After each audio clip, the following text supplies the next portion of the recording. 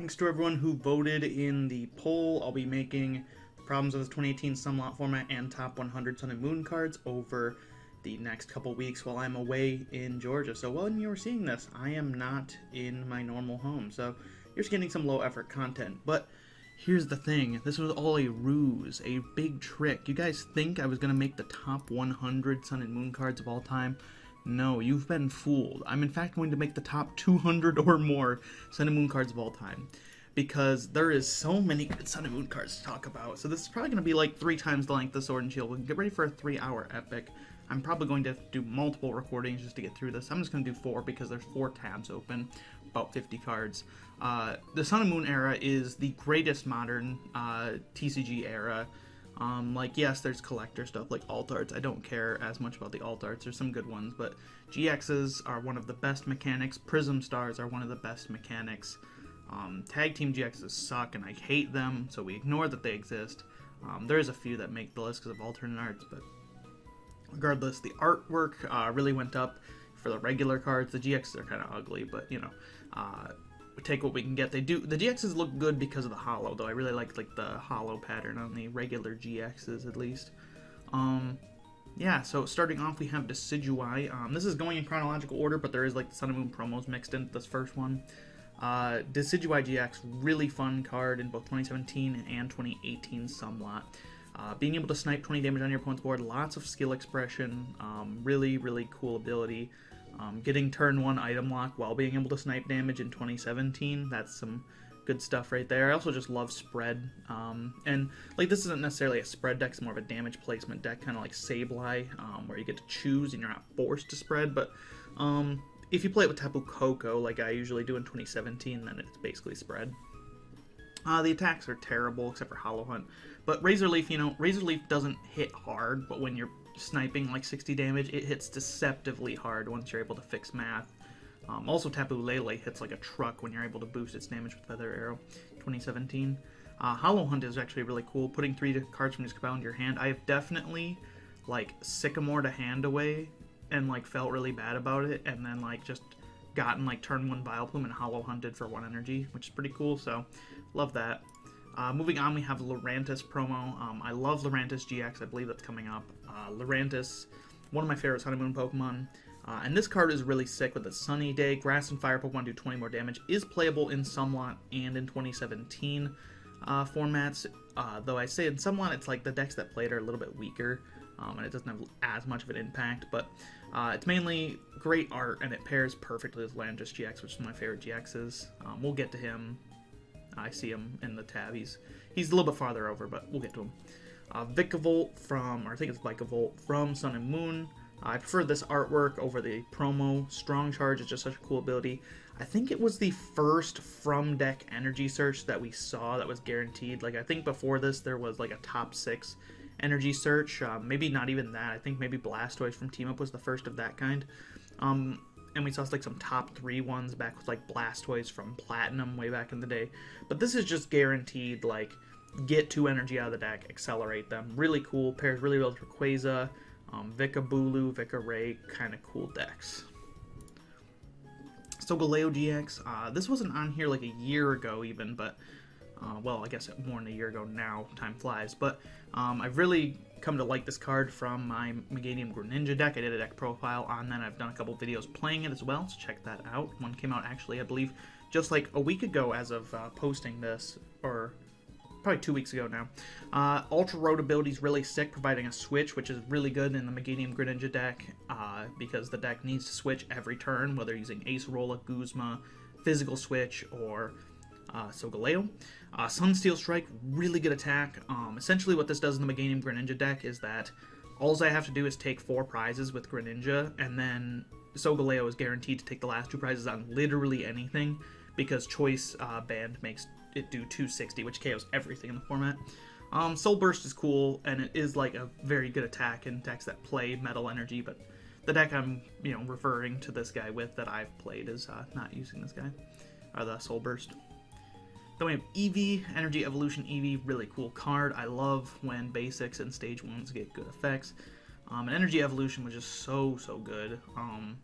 2 retreat cost, really stinky. Not a big fan of that. but being able to evolve the turn that you play the EV down into Espeon or Umbreon. Leafeon is one I played a lot. I played a lot of Umbreon when it first came out on PTCGO. Hitting your opponent with like the Skull Grunt plus Dark, whatever it's called, like Dark Caller GX or something like that, to discard 2 energy from play and from their hand was a really fun combo. Energy Evolution, though, really sick, just getting something in play turn 1. Espeon was really mean with this back in the day, putting turn 1 Confusion in play. Later we got Jolteon, I don't like that card. Flareon and Vaporeon that work with this, so yeah, lots of neat things to come from this card. I really like it. Herdier, this is from my days playing Shocklock and different Stoutland lock decks. I've played a couple different ones. Every single one played this Herdier because of Treasure Hunt. When you play the Pokemon from your hand to evolve one of your Pokemon, you may put an item card from spell into your hand. Super, super good. Like, even just, sometimes what you do is you'd have 2 Lillipups in play. You'd Treasure Hunt and then get a rare candy, and you'd evolve the other one into Stoutland's rare candy. There's also just, when Scoop Up Net was around, because obviously I don't play Expanded anymore, because it's basically gone on live, but Scoop Up Net's now banned. That was not the problem card in Expanded. I understand why they banned it because of EXs, but that was not the problem card. The format is broken. And Scoop Up Net is one of the few things saving it. Now it's completely broken. You just loop this with, my deck called Scoop Dog was a deck that looped this and the Stoutland from Cosmic Eclipse's ability, which discards energy from your opponent, or tools, because PTCGO had a bug with that card, but you just loop this with cards like Crushing Hammer and Trick Shovel and Scoop Up Net and all that. Just reuse those items over and over, while also using Stoutland to copy Pickup on Lillipup to use more items. That deck was so sick. But yeah, also just Shocklock decks use this guy a lot. Oranguru from Sun and Moon. Good old Instruct. We gotta love some good draw power on a basic that isn't toxic. I guess this is toxic in the context of Donk. And Expanded, because there's Bicycle, and Scoop Up Net made this guy essentially like 4 more copies of Bicycle, which I was never a big fan of. I just hate Expanded Donk in general. And Squawkabilly probably made that deck like tier 0 in Expanded, because it gets it off every single game now. But this is really cool. Also has a cool Psychic Attack. If I remember, I'm going to show a funny screenshot on camera of when I was playing Expanded and I had a deck where I was playing Stunfisk V and I got like 10 energy on it or something like that, and then the opponent dropped the Rangaroo and started powering up Psychic, and I was very scared because that was not a very fun time for my Stunfisk. I'm a little tired, sorry, I've had a long day. Then we have Nest Ball. Search a deck for a basic Pokemon, put it onto your bench. One of my favorite searches, very balanced. I don't love Ultra Ball much, but I do love Nest Ball. I guess it depends on Ultra Ball Prince. I love Richard Ball. Shout out to Crown Zenith Richard Ball. That card is very good. Nest Ball is just very balanced. I don't like Quick Ball. I don't like being able to get the effects when you bench it. That's not fair. This is fair because you don't get the effects by benching it. But, like I said, for no cost. I also like playing this in Expanded quad decks, because, you know, if you're not benching like 2 prizers anyway, then you can just use this and not have to discard cards. Then we have Diddy, draw until you have 6 in hand. If your first turn, draw until you have 8. Really fun supporter. You're going to see multiple lilies on here just because it's one of my favorite supporters of this era, play-wise and art-wise. This is probably my favorite print, even over the Ultra Prism one, which I sadly never bought. This card is just a really stunning artwork. Mizutani is just one of the best artists in the game, frankly. Always has been. Her work is just great on all these cards, and just Lily is just such a fun supporter, especially with Tapu Lele in the format. Just being able to grab it, it's so balanced too. Shout out to when Sycamore rotated and then Lily became like one of the best draw supporters. That was a good time. Then we have Kukui, draw 2 during this turn. Your Pokemon's attacks do 20 more damage. Really good effect. I hated Giovanni's Scheme because that card is cringe. Also another Mizutani work, by the way. Love this one too. Did pull this card, so more value there for me too. Giovanni's Scheme was cringe, forcing you to pick whether you drew like barely any cards or did 20 more damage. So Kukui's like, alright, draw barely any cards and do 20 more damage. How about that? And I'm like, yeah, that's way better. I don't like choosing between 2 like just okay effects. I want both. Again, Tapu Lele made this card very fun because you could search out the deck at any time. Very fun and expanded still with Versus Seeker. I would rather play this over Leon any day, just in case I brick, because 10 less damage is worth drawing 2 more cards in a bad spot. Also, Kukui is just one of the best characters from Sun and Moon. Shout out to Kukui. Then we have Skull Grunt. Sun and Moon base really hit it out of the park with the full arts, except Alima, which I pulled like 4 of on TCG Online. I was very cursed with that for some reason. Your opponent reveals their hand, discard 2 energy from it. Just really, really good control effect. I love control. This is sadly like a silver bullet to my Meganium Greninja deck. I was in a tournament and I only won against a deck playing Team Skullgrunt because I actually prized my single copy of Super Boost Energy, which saved me because it couldn't be discarded from hand. And then once I got it out of the prizes, I was shuffling it back into the deck every turn, so it couldn't be discarded from play or hand then. So shout out to Skullgrunt. Very nice artwork on this as well.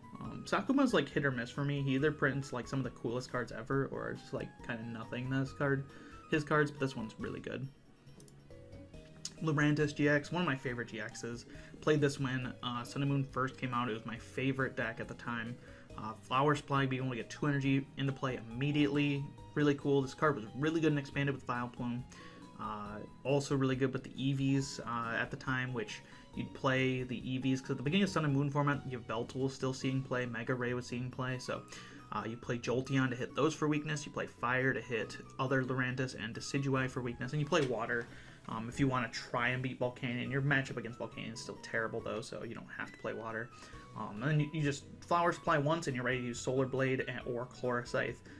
Sadly, Lurantis kind of got outdone by Bulu, which is kind of just better because it's a basic in the next set. And then I was still playing Lurantis though, just because I was stubborn and I liked it too much to give it up. And then Gardevoir came out and made playing a Pokemon that takes 3 energy to attack completely unviable, and Gliscopod is possibly the single most direct outclassing of Lurantis there ever was, so rest in peace. Victini from Guardians Rising. I love Victory Star. Glad to see this ability back. I think this ability should just be around in some form always, so that funny coin flip decks can occasionally just do well. Nothing like seeing your opponent mauled because you flipped a few coins, right?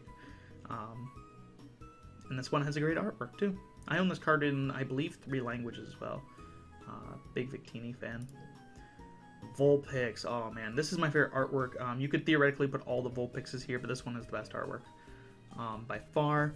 Beacon, search your deck for 2 Pokemon, reveal them, put them into your hand. So good. Just one of the best attacks in the entire Sun and Moon era. I'm just such a big fan of this attack, and just being able to search out later the Ninetales and get some use out of like what otherwise would be a bench liability early on in Sun and Moon. Really good. I love free attacks. Free attacks should always be in the game, not just to Alolan and Hitsui and all that. It should be on regular Pokemon too, and they should reprint Darkness Grace while they're at it. And Darkness Grace should have been printed on Klefki from Scarlet and Violet base, and it should have been free, and it shouldn't have damaged it. And the format would be a lot better if that were the case. But anyway, I love Vulpix. Vulpix, very nice. Ninetales, very cool as well. We'll talk about Ninetales later.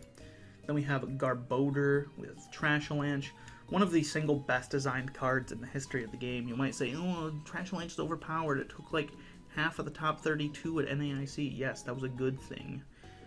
Item, bad.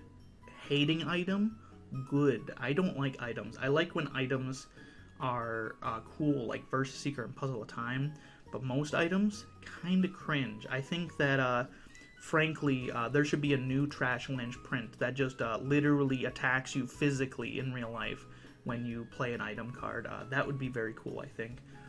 Because I'd like to see item counts go back down to like 10, like they were during Diamond and Pearl, outside of like Luxchamp, which obviously had the SP items, right? Like, just go back to like playing like 10 items max in a deck. That'd be really cool. Let's go back to playing 30 Pokemon and 10 items instead of playing 30 items and 10 Pokemon.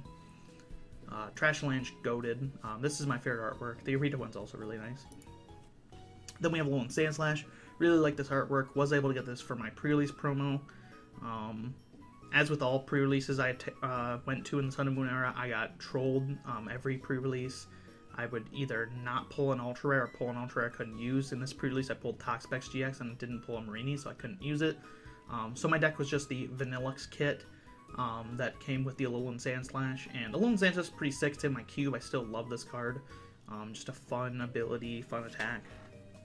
But unfortunately, I ultimately lost out to not having enough energy in deck to beat a Alolan Ninetales GX. I almost beat an Alolan Ninetales GX by paralyzing it 3 turns in a row with Vanillux, but I lost because I had 1 extra fire energy in deck, which I played fire energy because the kit gave you like a Turtonator or something like that, if I remember correctly. I really shouldn't have played that. I should have just went full in on the waters, but whatever. Yeah, God, I hate pre-releases. I get trolled every pre-release. Tapu Koko, Flying Flip. This is one of the best cards of Sun and Moon. So good. Free Retreat, Double Colorless, Broken Attack. So good. I honestly contemplate putting it in every 2017 deck because it's so good. Any DC deck should be playing it, honestly.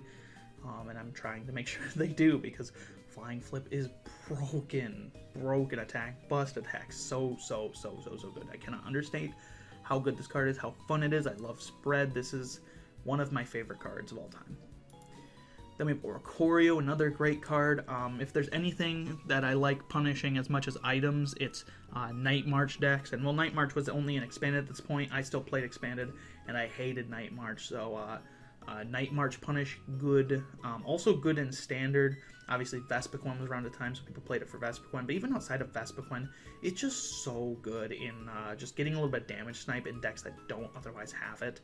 In the late game, you can like just put 5 damage counters on your opponent's Pokemon.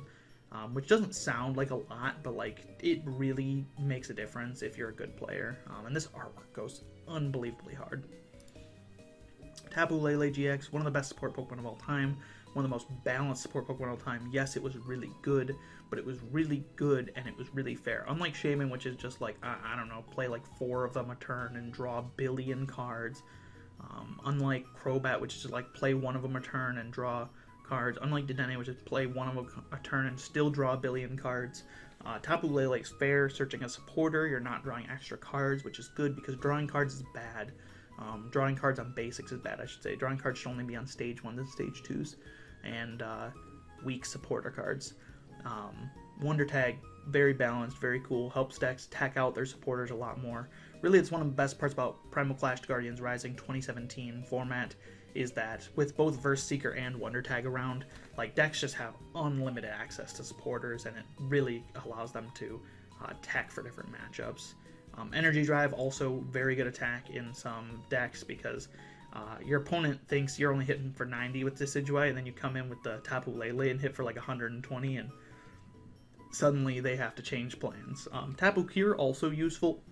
I've occasionally used this in decks. It's usable in Metagross GX, for instance, because you play a Psychic Energy or 2 in there. Sudowoodo with Roadblock. I love this card because I don't like Mega Ray much, and anything to slow down Mega Ray is a friend of mine.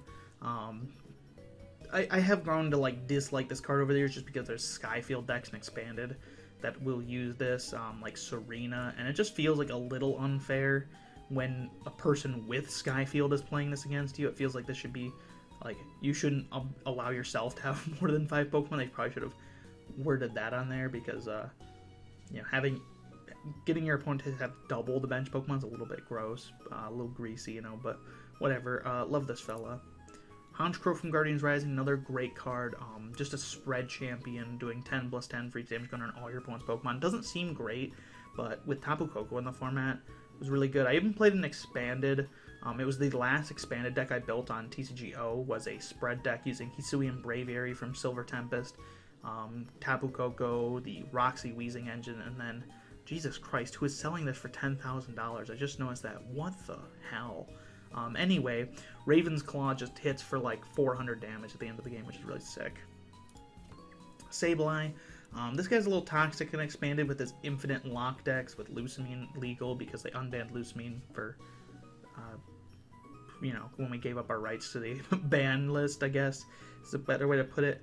But I played this in some of my decks to slow down the opponent, mainly in dark decks like my Malamar lock decks.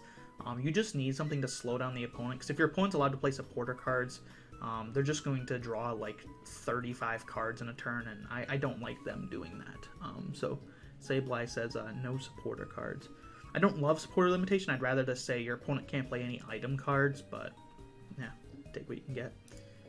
Then we have Whimsicott for Guardians Rising. Love this fella with Wages of Fluff. I did actually make a deck around this. It was very bad, but I did make a deck around this.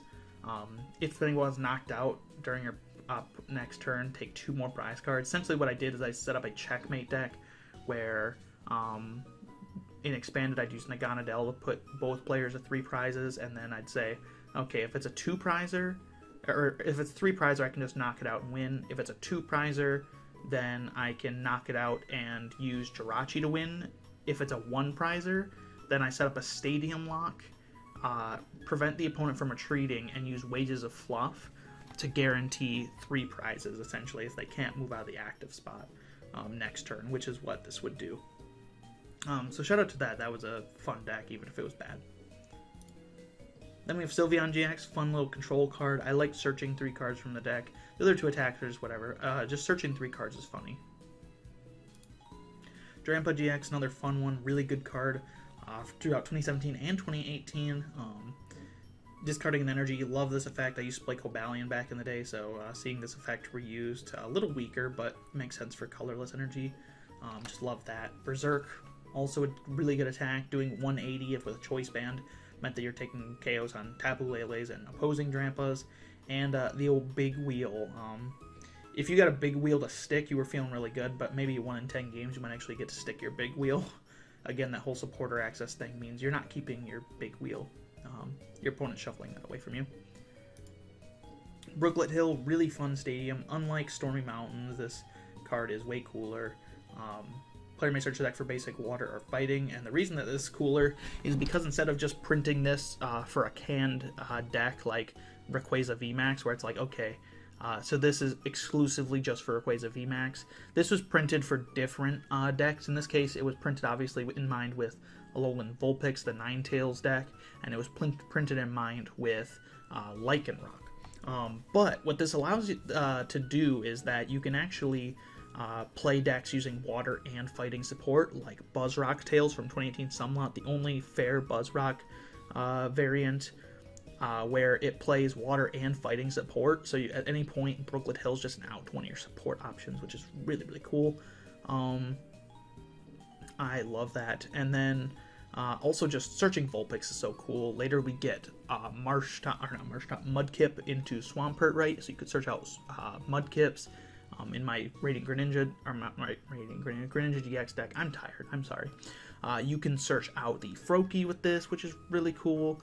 They really just made a lot of water Pokemon to take advantage of it, and then fighting later, there's things like Diancie and Baby Buzz and things like that that took advantage of it as well. So this is just a really live search for a lot of different support options. Baby Buzz isn't like a support option, but more of just a attacker that was seen in a lot of decks to check Zoroark, and being able to find it if your deck was already playing Brooklet Hill, super sick. Or if your opponent's deck was playing Brooklet Hill and you're like, oh, perfect time to go find my Baby Buzz, right?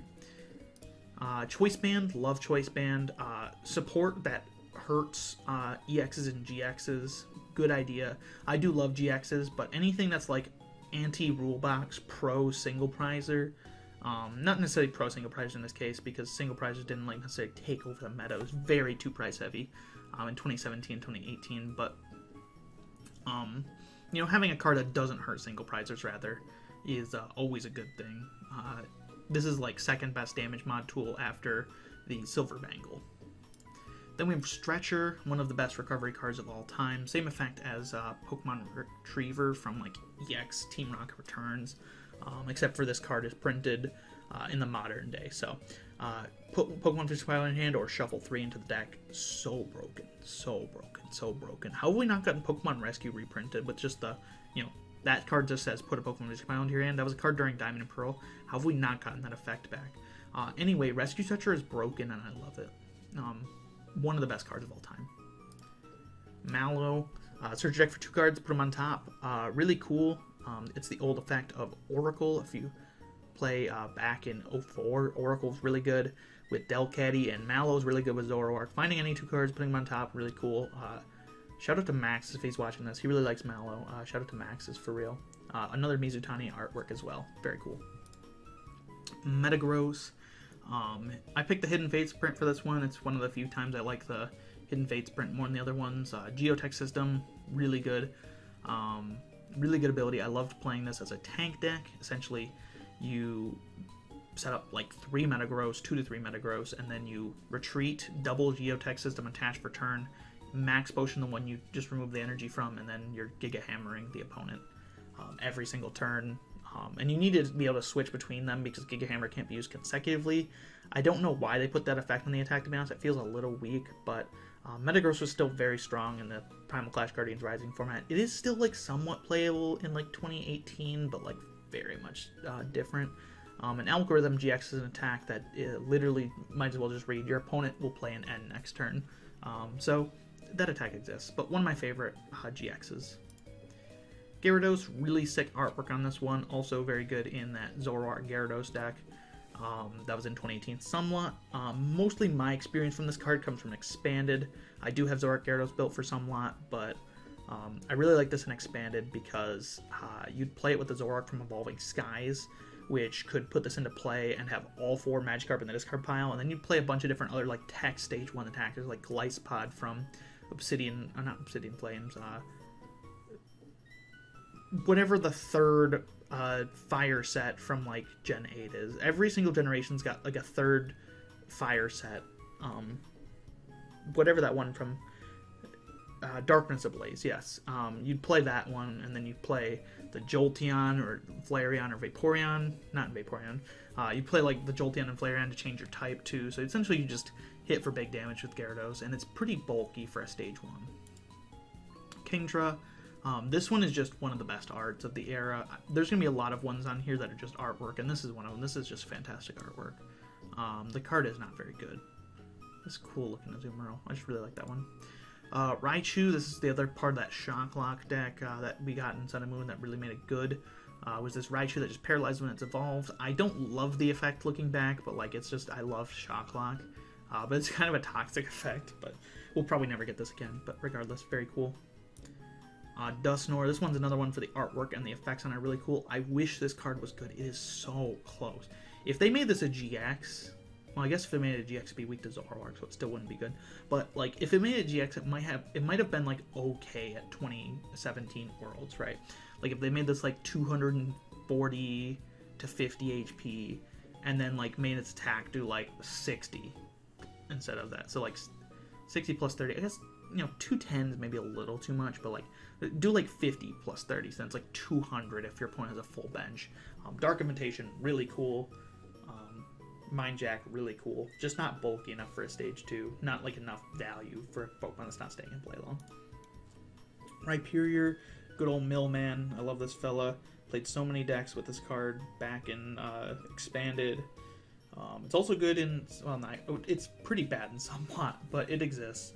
It's better than Expanded, where it has access to Karina and Focus Sash and 2 sets of dolls, which make it hard to knock it out as you just repeatedly just mill the opponent's like Verse Seekers away while they're just attacking into dolls every single turn. I love this fella. Ralts, this one is an artwork thing. This is just one of the best artworks of the entire era. I did an entire post on Roseanne's research just about Yumi as a artist appreciation because this art is just incredible. Gardevoir GX, really good in 2017. I don't like it in 2017. I prefer it in somewhat where it's more balanced because it doesn't have Glade, and there's more stage 2 competition in somewhat. It's not just like, oh, your Pokemon takes 3 energy to attack, unviable Pokemon, because Infinite Force just one-shots it. But still really, really broken card in somewhat. One-shot anything, theoretically, if you get set up. I love Swampert. We'll talk about that later. I love the Swampert Ninetales engine that's in this deck. Being able to attack with Ninetales is also cool. This card is really, really peak. Then we have Shining Celebi. Remember when this was $40? Remember when people thought that Item Lock was going to take over the game again? And then the card saw, like, no play. I used it in some expanded decks because Time Recall is a really good ability. Sadly ruined by Silent Lab, but just ignore that Silent Lab exists, right? Also a fun artwork. I really like the Russian print of this, if you know, you know, the Russian print is supreme. I own like probably 9 of this card, and I think 6 different languages at this point. I really like it. Mali, this is the best Mali art. Again, like I said, we're going to mix in some Sun and Moon promos, so the rest of this section is just going to be like Sun and Moon promos, and then I think Guzma at the end. Psychic Recharge, Broken Ability, fun little toolbox decks. I was never a big Mali guy, but I've grown to like it more over the years. MZA GX, one of the few tag teams. This is one of the tag teams I like because it's balanced. It's not completely broken. And it's also got like the best alternate art from the entire era, honestly. And one of the best things about this is it punishes one of my least favorite cards in existence, Shaman EX. When this was in expanded with Shaman EX legal, everyone would just play like when Scoop Up Net was legal, Shaman was especially bad. People would just like Shaman like 8 times in a single turn, play Super Scoop Up to reuse Shaman to essentially it was just like playing like 2015, except for there's no deck shuffle back in the same way. But Shaman is one of the dumbest cards in existence, so having a card that KOs 3 Shamans, literally all you do is just Ninja Boy this thing into play off of a Ho-Oh EX to get the 3 energy on, attach another energy, force your opponent to have 3 Shamans in play if they don't have them in play already, with like cards like Cap Fading Pokepuff and Echoing Horn, whatever the previous target whistle was, and then you just take 6 prizes by killing Shaman. And any card that bullies Shaman is a friend of mine. Tapu Lele, one of the best cards. Oh my lord. I love this card both art-wise, effect-wise. This is one of the best cards of all time, in my opinion.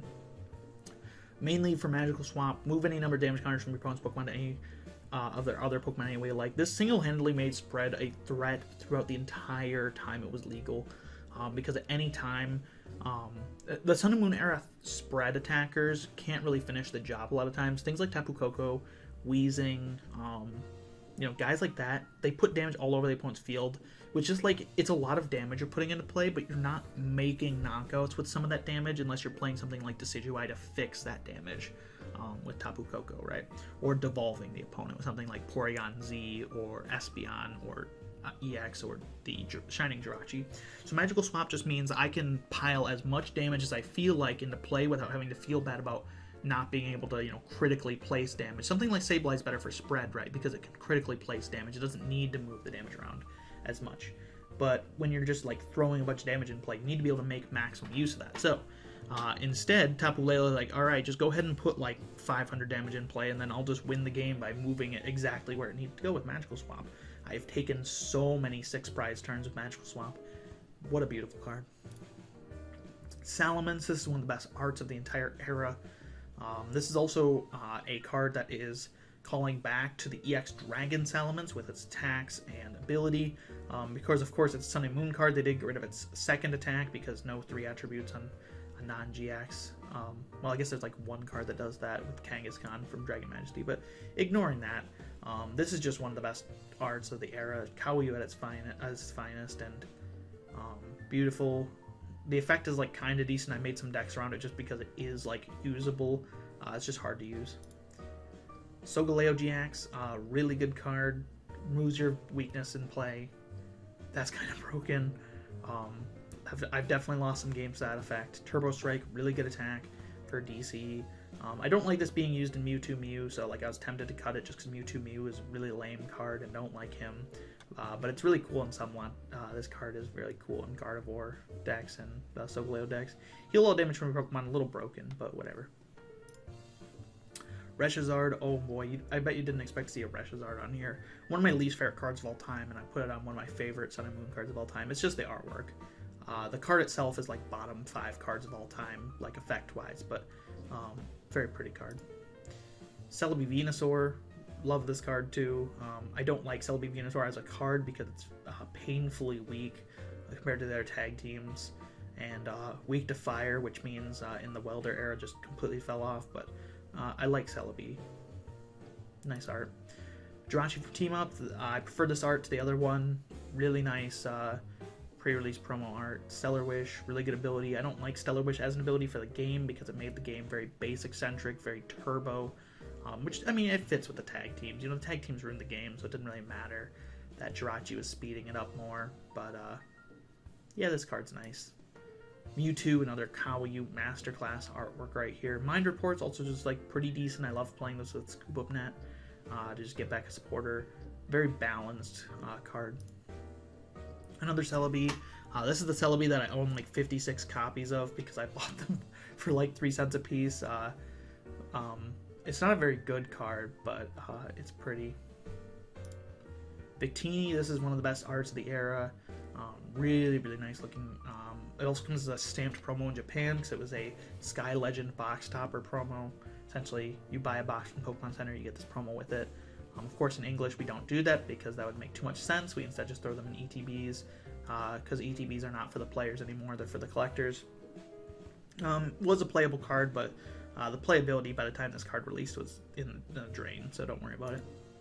Sandslash, this was a cool card for its Spiky Storm. 100 damage to each your opponent's Pokemon, there's any damage counters on it. That's some powerful spread, baby. Just go ahead and put 1 damage counter on each of your opponent's Pokemon with the Roxy, Wheezing, Coughing engine, and then just spam 100. You could reuse this GX attack over and over with Misty, Lorelei. It was a fun rogue deck. And then Guzma. Guzma is super broken. Really fun switch card, and I just really like this art. This is a better Guzma print in my opinion. That's about all I have to say about Guzma. Really cool. Alrighty, page 2 of the top 200 Sun and Moon cards. You're seeing this like a day and a half after I record the first part. Absolutely crazy. I'm so good at YouTube. So Virizion, really nice Kawaii artwork here. Really top tier artwork, just like some of the other Kawaiis we've talked about so far. This is also just, this felt like a really balanced card. It wasn't good in standard, but like I always wished it was. I guess maybe it would be good in like a Shining Genesect Venusaur deck, but I never really tested that deck archetype much. So, you know, maybe I'll play this one day, but it's just really nice artwork. It's a card I want to put in my cube, too. It's just really nice. Then we have Shining Genesect, Peak of the Devil. Energy reload, really cool. Just allowing you to move an energy to that Pokemon. Christian, if you're watching, you know what happens when you hit the homie up for a reload. And then it's also got Gaia Blaster, the old Secret Sword, Blaze Ball. You know, we've seen this attack like 100 times. Same kind of attack, really good attack. Was never great in Standard, is good in GLC. It was kind of like Tier 2 in Standard, at best. Then there's Volcarona. This is a cube card. The art on it's alright. It's not my favorite Volcarona card, but it's alright. Mainly it's just a cube card because it's really bulky for a stage 1 in my cube, and it's got Heat Cyclone, which switches the opponent's active to on their bench. Which is just really good. You can do that every single turn, basically giving something decent to attack. And while 2 energy 60 is like not like super great for my cube, 3 energy 100 is like an average damage number, so you'd rather hit like 2 energy 70. 2 energy 60 does mean you can hit for weakness. Something like Liepard as well. You know, there's times where like 2 energy 60 you can hit for weakness, take a knockout. Then we have Incineroar. This is just a bit of a silly card because the Profane Punch attack in Japanese was called Goddamn Punch, or like Godadamu Punchy or something like that. So just a fun little translation. Obviously I didn't bring that to English, but just a silly card that I always remember. Then we have Golurk. A lot of Shining Legends cards I like. I just like Golurk. This is a nice artwork. I think it's the only artwork of Golurk flying on any of his cards, which is cool because Golurk has 3 modes: regular mode, flying mode, and cannon mode. We have yet to get a cannon mode Golurk card, but it's just really cool looking. The card is horrible, but you know, ignore that. Then we have Zoroark GX, the most playable card of the Sun and Moon era, up there with, you know, Lele. Trade, super good. Riotous Beating, incredible.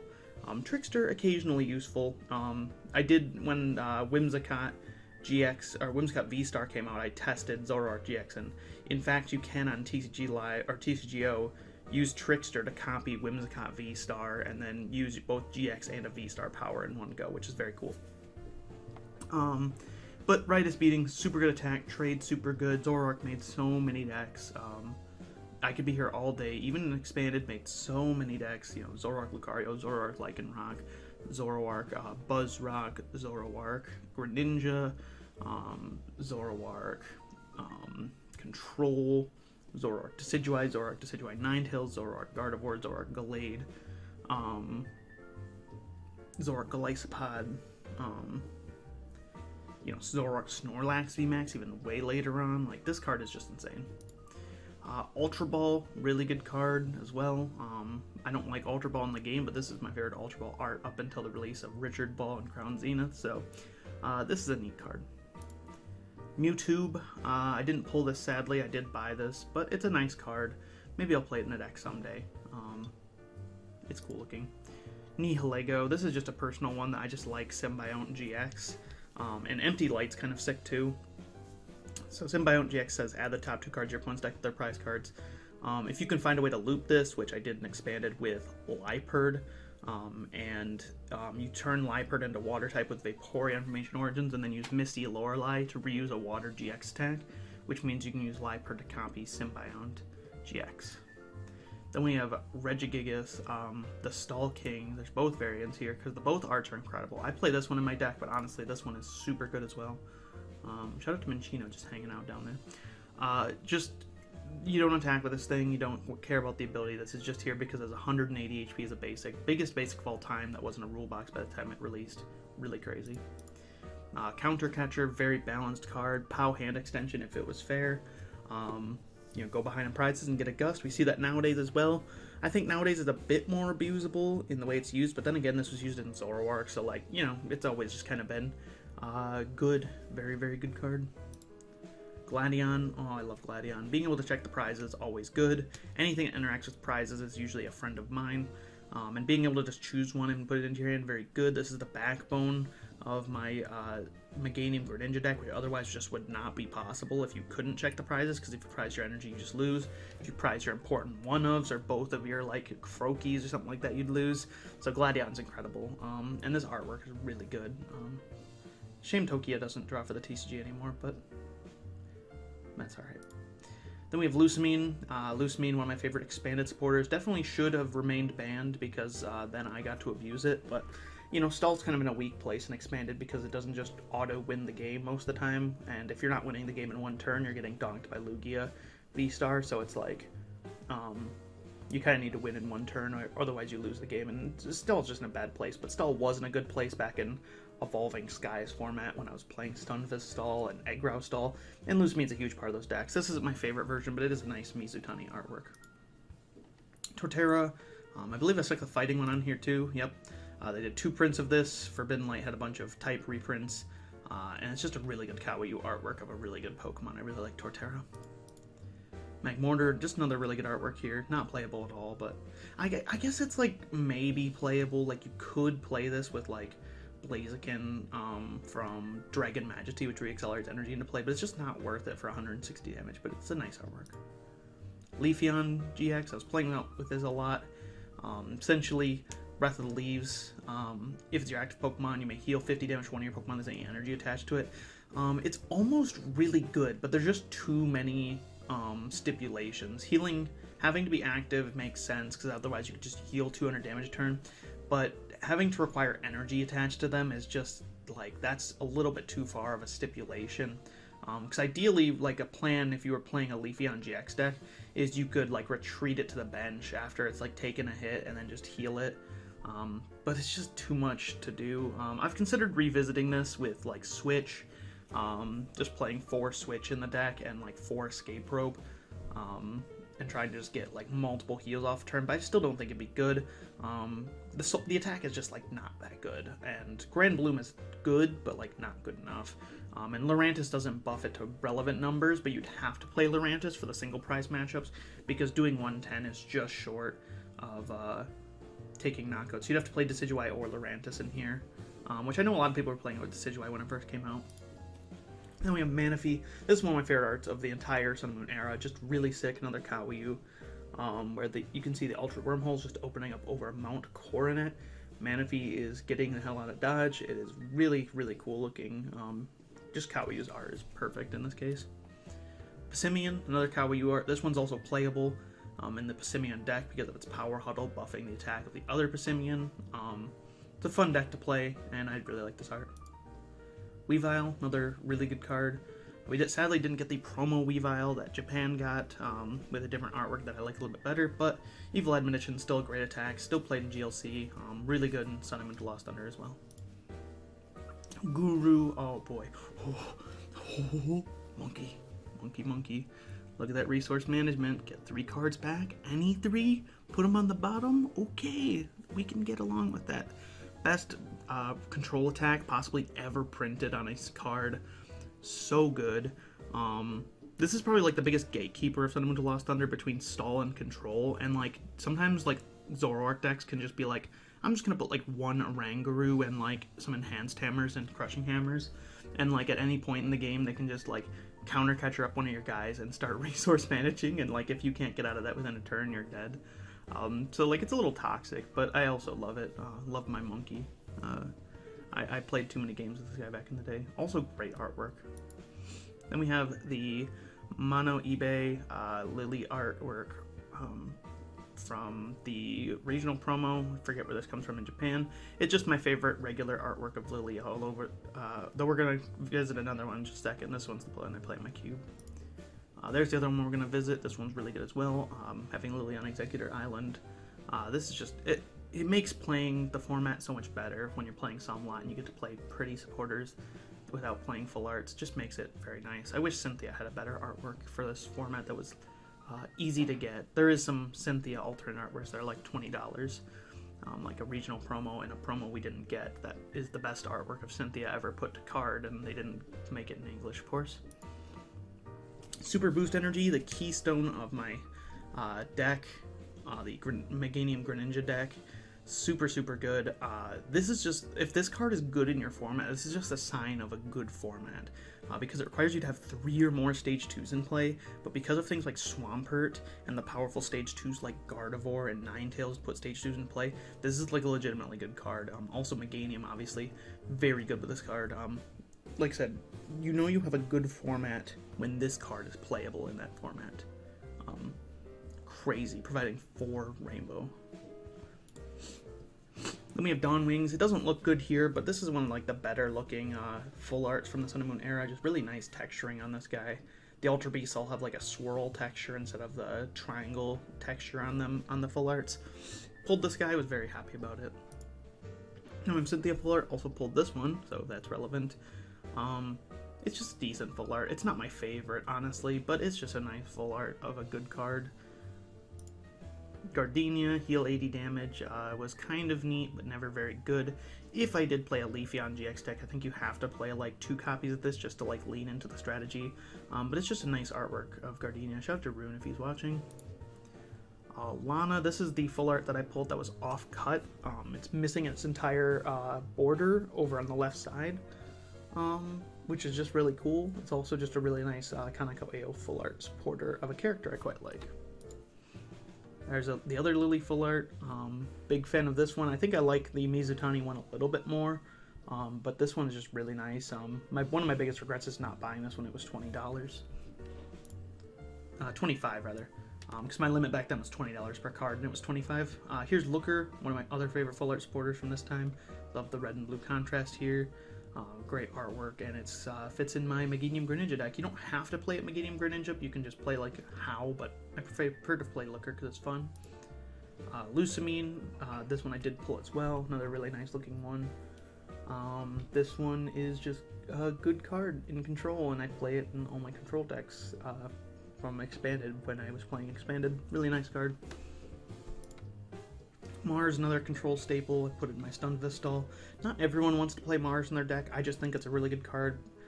It's sadly not very good in Sun and Moon to Lost Thunder because any deck with a Oranguru doesn't really mind getting stuff discarded. So basically any Zoroark deck is like not going to mind getting stuff discarded from them.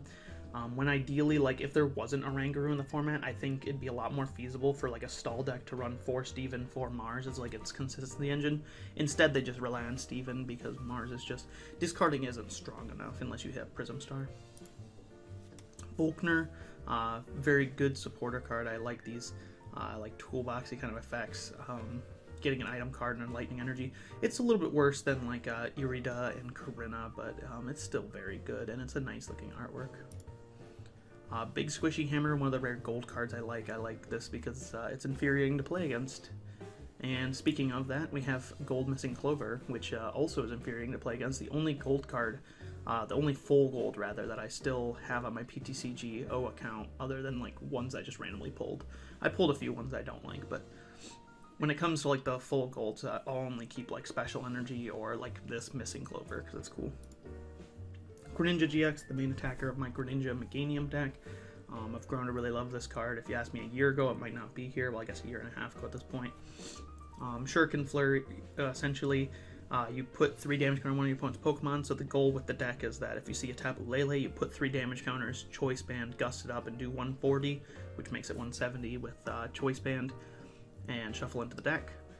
And then if there's a Ninetales on board, or a Lycanroc on board, you put 2 Greninjas down, snipe 60 damage, Choice Band for 140, Gust it up, then you're doing 200, and then you finish off the game with Shadowy Hunter or Solgaleo GX. So it's a really cool card. You should watch my Greninja Meganium video that came out a couple weeks ago. Volcanium Prism, one of my favorite prisms. It's got a really good attack on it. It's got a really good ability for like the Quagnag decks. Never really saw it play in that many decks just because water wasn't like as much of a meta threat at this time. If this had come out like earlier, like in Sun and Moon Era 1, like I probably would have been good with Lapras, but it's just not very good because water isn't very good. Quagnag's kind of mid, but it's a cool card. Diancie, really good Prism Star. I didn't really like it in Standard at the time, but I like it in Expanded. It's also Kawiyu artwork, by the way. This was really fun with my Conkeldurr deck, with Hitmonchan decks, all the fighting decks in Expanded. Just nice to have a little bit of a boost from Princess Cheers. Also a decent attack, which I've used in Conkeldurr. Mysterious Treasure, just an insane search card. I probably should have put the League promo here because that's the one I prefer to use, but insane search card. The best art of it is the one in Japan that we didn't get, sadly, but whatever. Metal Frying Pan, another one of my only gold cards I like. I do have a couple of these IRL, put them in my stall deck because it's funny. The big Frying Pan, secret rare. Man, imagine being like a 10-year-old and like you're excited to pull like a Dialga or something like that from a Forbidden Light pack and you get a fucking Frying Pan. It's a gold card. Smooth Over Magcargo onto Celestial Storm. Celestial Storm, great set. Smooth Over, super good. The set is full of like spiritual reprints with the same artwork as cards from Gen 2 and 3. This is one of them. Sadly, they got rid of its other attack in getting it down to have only 2 attributes for a Sun and Moon card. Really sad that they did that. Wish they would have kept it because its other attack's actually really good. It did 10 and discarded a Stadium in play, which is just like a very solid attack in some cases. They got rid of it. But Smooth Over, putting a card to the top, really cool. Combos with Zoroark, combos with Swampert, combos with Oranguru from Sword and Shield, and Expanded when that was a thing. Good card. Sceptile, really nice artwork on this one. Getting to turn off all damage done by Ultra Beast. It feels a bit corny, but it's also just like, okay, I auto-win Blacephalon and Buzzwole now. Like, what are you going to do about it? Well, I guess you don't auto-win Buzzwole, but you also hit weakness against Buzzwole's other attacker. So it's like you have a pretty good chance of beating Buzzwole if you get this guy in play. Swampert, the GOAT. Love this. I'm sad that this didn't get like the promo, like Sceptile got this artwork right here. It should have been Swampert. Like I should have gotten an alternate art because Swampert's the better card, but whatever. Power Draw, insane. Draw 3. We've seen this ability nowadays. This ability is not good nowadays because the stage 2, getting stage 2s in play to draw cards is not good. Unless they're also attacking. This can attack, but it's not like a main attacker. And the reason it can attack is because of Super Boost energy, so you can power up Hydro Pump, make it do 160 damage, I believe, in one go, which is crazy. Power Draw just absolutely insane. You know your format's good when you have stage 2 supports getting into play. Banette, this is just a cool card. I played with it when it first came out in just some of my fun decks, and it wasn't very good because I'm not good at using it, but it was good at the World Championships apparently. It's a good Buzzwole counter, and it's a nice spiritual reprint. I really like this Shuppet artwork, so I decided to put this here. And I also really like this Shuppet artwork, even though it's just a straight reprint. I also really like that one. Jirachi, really nice card, part of my JJJ deck, which was one of my favorite expanded decks that I built in the months coming to Expanded's end, quote-unquote, from PTCGO ending. So essentially the strategy of JJJ was that you would use Radiant Jirachi to take prizes, and you had Jirachi EX as your consistency engine that could be scoop up netted out of play, and then you had Jirachi Prism Star, which you'd put into the prize cards, also scoop up nettable if you started it, so you could put it into the prize cards and take extra prizes. along with missing clover and things like that in the deck as well to take additional prizes, as well as coin reflipping and all that. That deck was legendary. Scoop Up Net being banned was probably a mistake. They really should have just errated it to add EXs. Even like adding rule boxes even feels unfair because like these guys really feel like they should be picked up, but whatever. I mean, like, Expanded's gone now. Scoop Up Net being gone killed all my motivation for ever wanting to return to the format. Slacking, another piece of my Meganium Greninja deck. One of the least used pieces, but it is there for the Decidueye Zoroark matchup where you try to stick this active every single turn and keep the opponent from taking it out. And then you Acerola it out of play to heal it and go back in. This is why we play 3 Acerola in my list instead of 3 Guzma, because you want to be able to heal this guy and like a tank that you put into play too, like Solgaleo. But one of the problems is that, like, I've come up to, and this is just like a problem with Zoroark in general, is that it's so consistent that, like, I lost a tournament game because Zoroark was just able to Guzma 4 turns in a row, because they were able to Guzma every single turn, and once they break the lazy, then they get their Decidueye snipes back, then they get their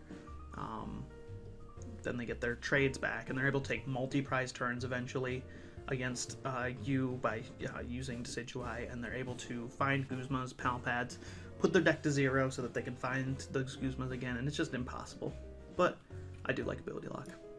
Acrobike, good card. Feels fair. Maybe I shouldn't have it on here, because I don't like Acrobike and XY. I just like it Acrobike and Sunmlot. It just feels very balanced. Discarding a card is relevant. Digging through the deck with Meganium Greninja, you know, need to get to the bottom. Feels very good. Playing this in like those very like clunky, like no draw Pokemon, just like a Magcargo line in there. That feels good because you can just like get through the deck a little bit more consistency. It's like putting 4 Triking Shoes essentially, trying to make your deck 4 less cards. Really good. Candy, I love this Candy artwork from Sandstorm. Glad it was reprinted. Trying to get this in all of my Sunmlot decks, trying to replace all of the Sun and Moon candies. This one is superior. Shrine of Punishment, great card for Spread. Spread really came into like being in the Sun and Moon era in like a whole new way when Shrine of Punishment released, because Shrine of Punishment is so good.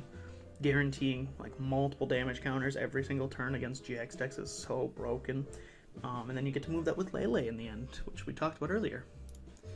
Tate and Liza, really nice card. Love having options on my supporters. As many options as possible is very good.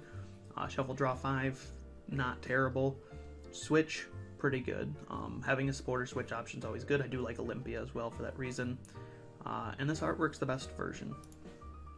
Copycat, one of my favorite cards of all time. In the best full art supporter, probably of the entire Sun and Moon era. Really insane. Just shuffle draw for each of your opponent's hand. Wasn't very good in standard, but it's one of the most beautiful cards I've ever seen. Oh, oops. You get to see the rest of the ones on the page. Good thing there's only 2 more. Steven, search deck for 3 cards, put them into your hand, your turn ends.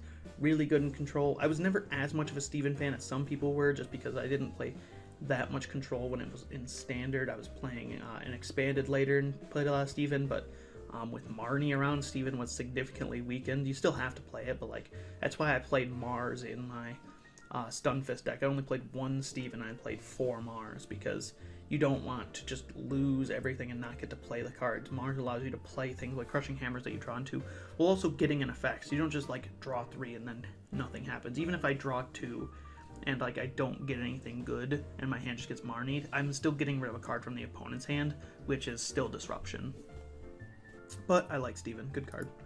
And Underground Expedition, great Himeno full art. She did the artwork for all of the Underground Expedition cards, which is really cool. And it's just one of my favorite full arts of the era as well. Just really nice, using that old Himeno artwork, referencing the Skyridge print. So that is page 2. We'll get to page 3 when I feel like doing it. You'll just see it in just a second. Alrighty, part 3, we get to go through one last card from Ultra Prism, and we have Dragon Majesty, Lost Thunder, and Team Up.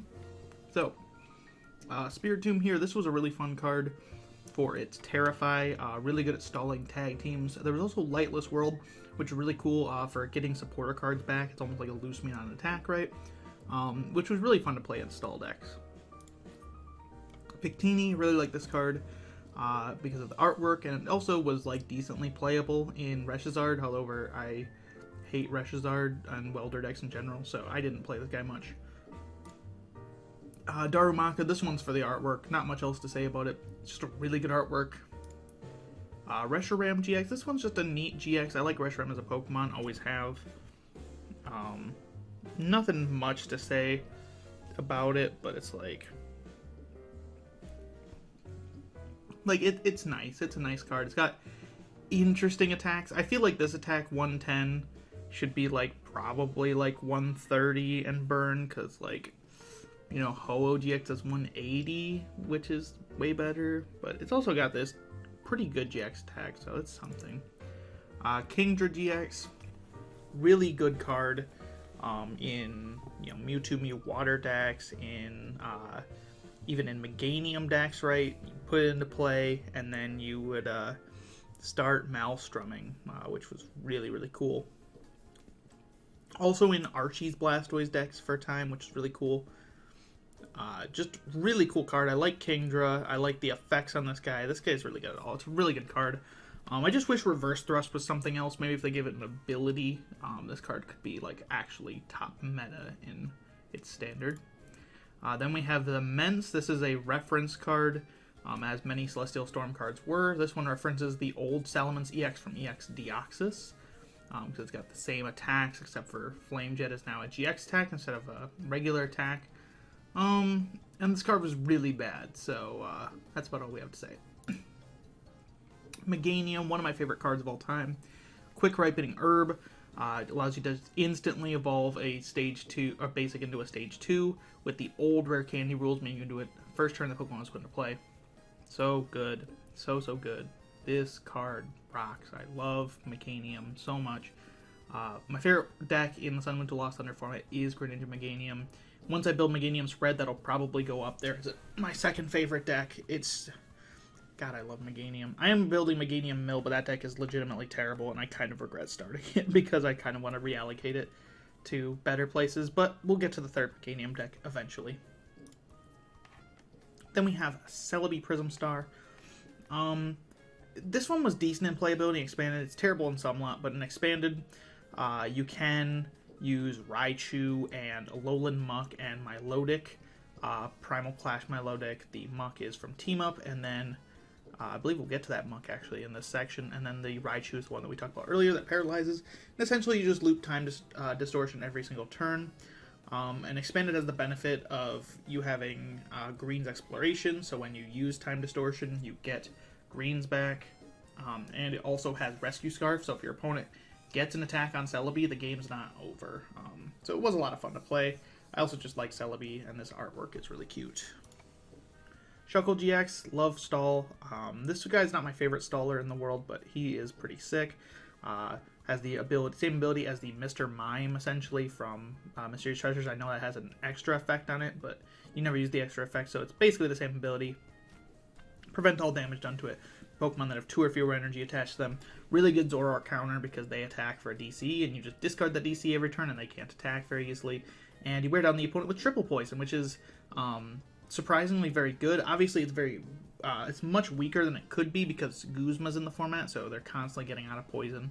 But like, it is really good still. Just poisoning 3 in between turns adds up quickly, especially with Wrap GX buying you an extra turn, possibly stacking another 60 damage on top of the poison. Really cool. Sceptile, really cool Mock Cut.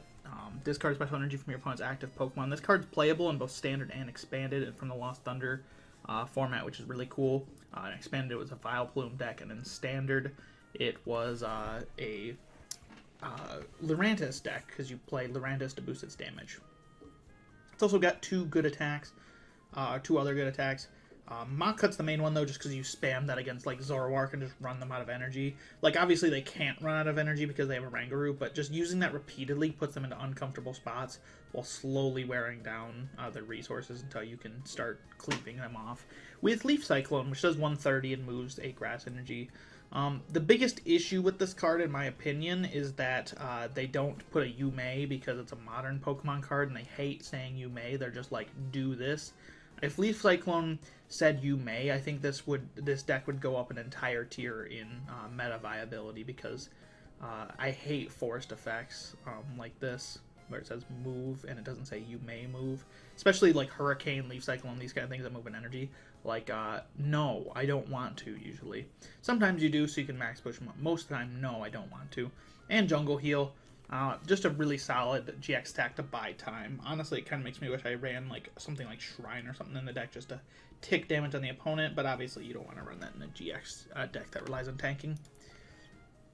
Here's the Grovyle that goes with the Sceptile, searching out grass Pokemon, really good. Artwork on this one, not too great, but it's just a good stage one with a fun deck.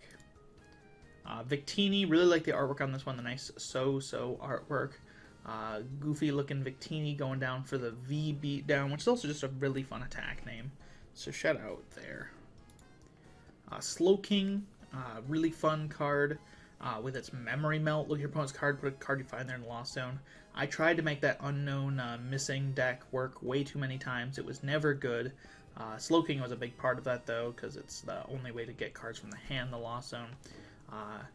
Memory Melt's pretty good. They should just print Mars, like the Mars we talked about earlier, but instead of drawing two and discarding one from the opponent's hand, they should make it Lost Zone. That'd be cool.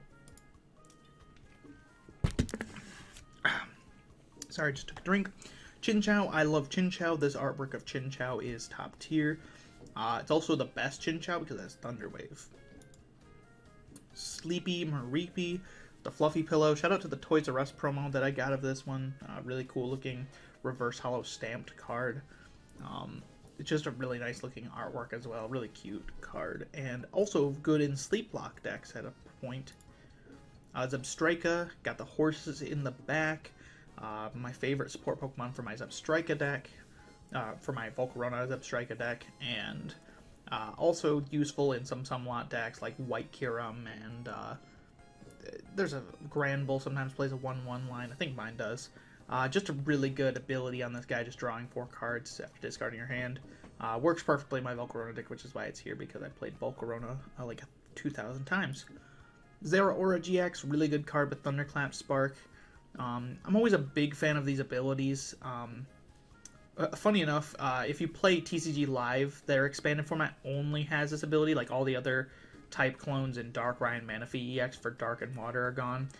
So Lightning is the only type with Free Retreat, and there's no Floatstone in that format. So don't play TCG Live Expanded, it's really bad, because it's not balanced. But this is a good effect. I like seeing this around on different cards, because Free Retreat's good. I think Floatstone should just be a forever printed card. Plasma Fist, also decent, 160, can't attack during your next turn. Very solid attack.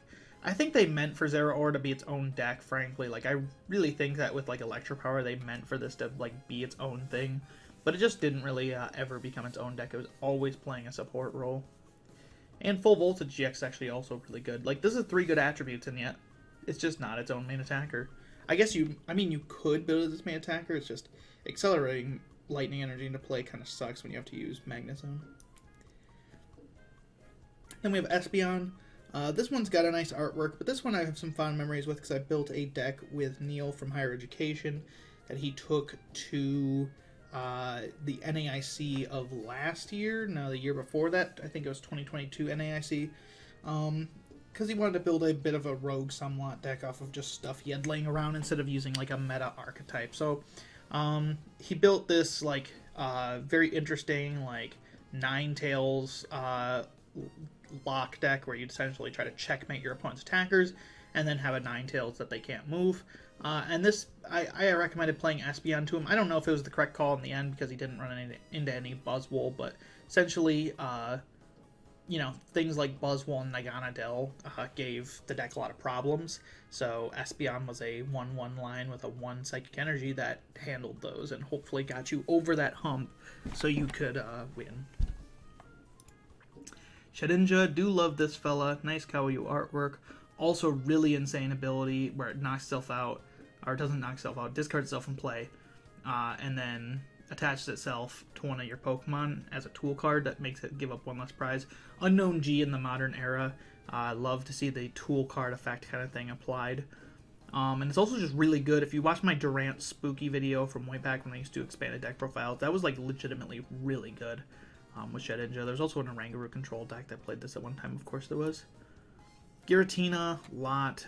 Controversial maybe because a lot of people are like, it's gatekeeping my decks that wouldn't be good anyway in the 2019 format. People were really mad at this card for, like I said, gatekeeping their decks that otherwise wouldn't exist anyway, and gatekeeping them by being like 9% of the meta and being like a tier 3 deck. So this thing just has one of the best artworks on like any Pokemon card. I'm gonna be real, this artwork is absolutely absurd. Like, this is so good. And Distortion Door, crazy ability. Love Distortion Door. Love Shadow Impact. Goated card. Cofagrigus, one of the fellows I paired with Giratina. I wish it had a second attack, an ability, literally anything on it. But of course it's a modern card, so it's only going to have one attribute for some reason. But its attribute is at least decent. Oh, God, I wish it had an ability like anything, please. Spirit Juggling. Discarding them, your bench Pokemon does 30 more for each bench Pokemon you discard. So if you can't see the combo already, we discard Giratina, and then Distortion Door next turn brings them back into play. Ideally, you'd do 4 every turn, but a lot of times you spend your bench spaces on disrupting your opponent with Marshadow, or using Tapu Lele for a supporter, or using Oricorio Divine Energy. So usually you get like 2 or 3 Giratina back in the turn, but either way, you just eventually spread enough damage where you take the win. So, Chandelure from Lost Thunder, just a really pretty artwork. Wish this card was good, it's not, but it's pretty. Naganadel from Lost Thunder, another nice artwork, actually a very good card. I guess I don't love this card, it's just like, Blacephalon is fun. It's a fun deck to play. Quagnag is kind of fun. This guy's cool, good attack, I like Ultra Beasts. Carbink from Lost Thunder was not a good card, but I like the artwork, and I like Carbink, and I like the Diamond Gate effect. It's a good, like, my cube doesn't have any stadiums, my 2-player cube, but like, if it did, this would be a perfect kind of card to put in there. Woolen Ninetales, absolutely absurd card. Love him, her, whatever it is. Mysterious Guidance, when you play from your hand to evolve one of your Pokemon, search your deck for up to 2 item cards. Broken ability. Oh my god, Stage 2's good. Basics, cringe, don't like basics. Probably the most 180 of a support Pokemon I think maybe ever, in the fact it was printed, was like the best support Pokemon for like one set, and then Team Up immediately went and hit like evolutions harder than like I would hit someone with like a semi-truck going 100 miles per hour and them strapped to the road, right? Like, that's how hard evolutions got hit by that Pikarom. So yeah, anyway, Stage 2's being good, cool. Killing Ultra Beast, kinda cool. Snowy Wind, very cool. But Mysterious Guidance, very, very cool. One of my favorite abilities of all time. Granbull, silly card with only 1 attack, but it does what it does good. All out does 160. It almost feels like you're playing Gyarados in the modern era, playing Granbull. Like, it's this very singular, I'm going to do this one thing and use this one attack and just do a buttload of damage. Only difference is that Granbull isn't tanky versus where Gyarados from 2010 was very tanky. Ironically, same HP, but 130 meant a lot more back then. Ralts, this is just gorgeous artwork by Yukimori. This is one of my favorite Yukimoris, if not my favorite single Yukimori. It's also got a good attack back in. If you're not running this as a 1-of in your Gardevoir deck for this format, I think you should, because it's a great counter to Control if you run 1 copy of Judge and just beckon, spam the Judge until they don't have what they need. Kirlia, another great artwork. Kirlia is my favorite of the family, but this artwork's just really nice as well. Rabambi, love this little stall guy, this monster with Mysterious Buzz. When your opponent plays a supporter card, prevent that card done to your benched fairy Pokemon. I've seen so many people concede games because they would throw out a Guzma and then their active would not switch because they'd target a fairy Pokemon on the bench, and my Pokemon would not switch either. The Guzma would just discard and then they mauled. I miss playing my Pixie Lock deck with Bombi and Spiritomb active. Man, good times. Ditto Prism Star, got the Almighty Evolution. This is one of my favorite cards of all time. It evolves into any Stage 1. Really good. It's a one of Prism Star, but it makes evolutions better. Man, I love Alolan Ninetales and Ditto. It'd be crazy if they made cards that made evolutions good more often. What I'm saying is that we need a reprint of Ditto Prism Star. This is one of the best cards of all time for evolutions. And yet, evolutions still... I mean, I think that speaks to the unbalanced nature of tag teams, that evolutions still fell off despite having Alolan Ninetales and Ditto legal. Blissey, Happiness Supplement is pretty useless, but Powerful Slap is not. This was a fun deck because all you do is you get Porygon Z and you load up like 10 energy on this fella, and then you slap your opponent really hard with Powerful Slap. Elm's Lecture. This card is pretty, and also I like supporters that are balanced. This is a very balanced supporter. I like supporters that search the deck for cards instead of just drawing 7 cards every turn at the cost of discarding cards that won't matter because I'm going to end the game in 3 turns, kind of thing. This is a cool card. Like this card a lot. The Big Blown, this is one of the few GXs I prefer the full art. It looks bad here, but I promise in real life the texture looks a little bit better. You know, sometimes you just want to like not think, and then you pull out the Blown for a game, and you get to not think but still win, because Blown's kind of good. Then we have Kahili. I was really happy to pull this one, another Mizutani full art. Pulled this one out of my Lost Thunder Elite Trainer box. Very happy. Not a good card. In fact, it's a really bad card, but it was fun. Elm's Lecture. Search deck for up to 3 Pokemon. Put them into your hand. This is the full art. This full art is really cute. Nice orange background as well. Really like that. Celebi Venusaur, we're on to Team Up now, so the quality is going to go a lot down. But there is some good, cards in Team Up, obviously. There's not for playability as much. This card, silly haha, I like Celebi. Venusaur kind of look goofy, but whatever. I like Celebi, that's the end of the story. Moltres, this card's kind of ugly, to be honest. I'm not a big fan of this card. But it's used for its top burner. Same attack as the Moltres from back in the day, but different name. Where you discard all fire energy, then discard a top card of your opponent's deck for each energy you discarded.